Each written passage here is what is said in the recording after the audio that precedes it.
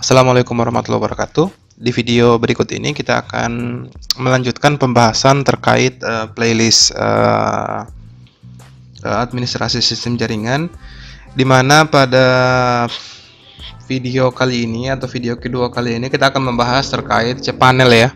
cPanel merupakan sebuah control panel hosting berbasis Linux, di mana dapat menjadi kontrol panel untuk web hosting yang saat ini sangat populer dan digunakan hampir di seluruh web hosting atau yang ada di Indonesia maupun di dunia ya. cPanel memiliki fitur terlengkap yang bisa kita gunakan untuk mengatur semua kebutuhan pembuatan website melalui tampilan grafis yang disajikan berbasis web, yang mudah digunakan dan responsif. Interface grafis sangat membantu bagi kita untuk melakukan proses manajemen konfigurasi pada website yang kita kelola. Untuk itu pada video kali ini kita akan coba menampilkan terkait cPanel ya, cPanel pada website kita. Jadi saya akan masuk ke cPanel.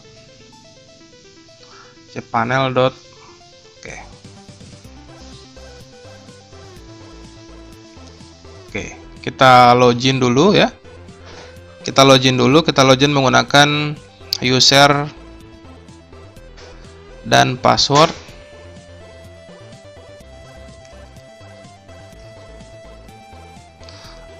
Oke, pastikan kita berhasil login.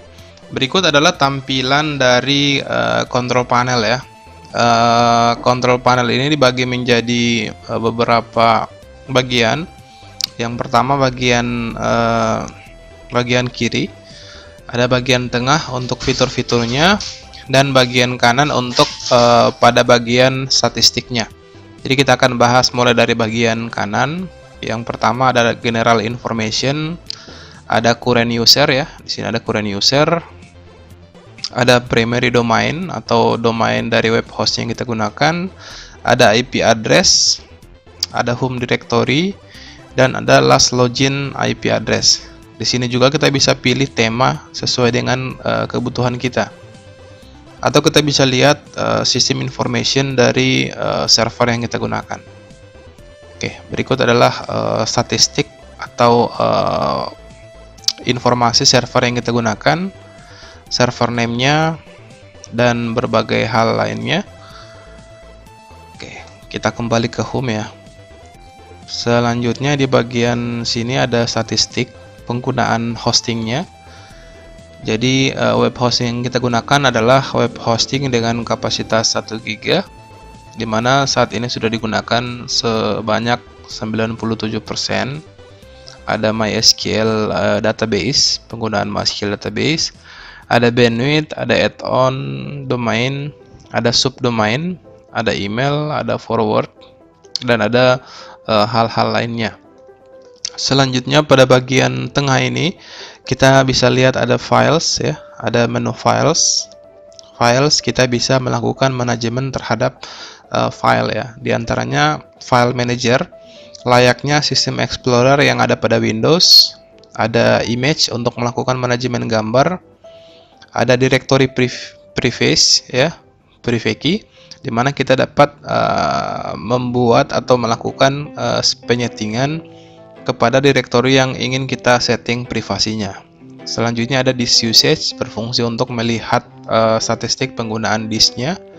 Ada web disk, ada FTP account untuk membantu kita untuk membuat sebuah akun yang dapat digunakan untuk mengupload data ya, menggunakan protokol FTP pada web hosting kita.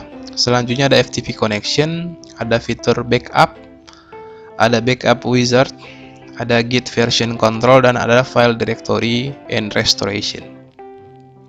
Selanjutnya kita masuk ke fitur domain. Di sini terdapat banyak fitur tentang domain, di mana kita bisa melakukan manajemen terhadap domain yang kita gunakan untuk web hosting ini. Ada add-on domain, ada subdomain. Kita bisa membuat banyak subdomain pada sebuah web hosting. Kita bisa buat sistem redirect dan fitur-fitur lainnya. Selanjutnya kita masuk ke database. Kita bisa menggunakan MySQL database di sini. Ada wizardnya juga mempermudah kita untuk melakukan proses pembuatan database. Ada phpMyAdmin untuk manajemen berbasis web untuk database kita. Selanjutnya ada fitur email, di mana kita dapat melakukan proses pembuatan akun email ya sesuai dengan kebutuhan kita. Di sini ada fitur metrik, di mana dapat menampilkan terkait jumlah statistik jumlah pengunjung, jumlah pengunjung yang mengakses sebuah link yang error, penggunaan bandwidth, raw access, statistik, dan CPU concurrent connection usage atau penggunaan CPU dari pengguna ya, penggunaan sumber daya. Selanjutnya ada di bagian software. Di sini adalah dukungan yang diberikan oleh control panel hosting ini, di mana banyak modul yang didukung ya. Ada PHP Peer, ada Peer Module, ada Site Software, dan beberapa hal lainnya. Selanjutnya ada di bagian Advanced, di mana kita dapat melakukan cron job, di mana kita dapat melakukan proses penjadwalan. Kita dapat melakukan tracking DNS, kita dapat melakukan indexing, dan fitur-fitur lainnya, virus scanner, error page, dan lain sebagainya. Di sini ada fitur untuk melakukan proses instalasi content management system secara otomatis pada web hosting kita ya. Kita bisa pilih banyak content management system yang kita butuhkan. Misalnya kita butuh untuk gaming, untuk portal, untuk blog, nantinya akan disarankan kita dapat menggunakan content management apa. Selanjutnya ada bagian security. Kita bisa memblokir IP address yang mengakses control panel hosting kita. Ada fitur SSL untuk encryption untuk HTTPS kita. Manajemen API untuk token kita, ada leech protection, dan fitur-fitur lainnya ya. Di sini ada preference, ada pemilihan bahasa, change style, dan user manager.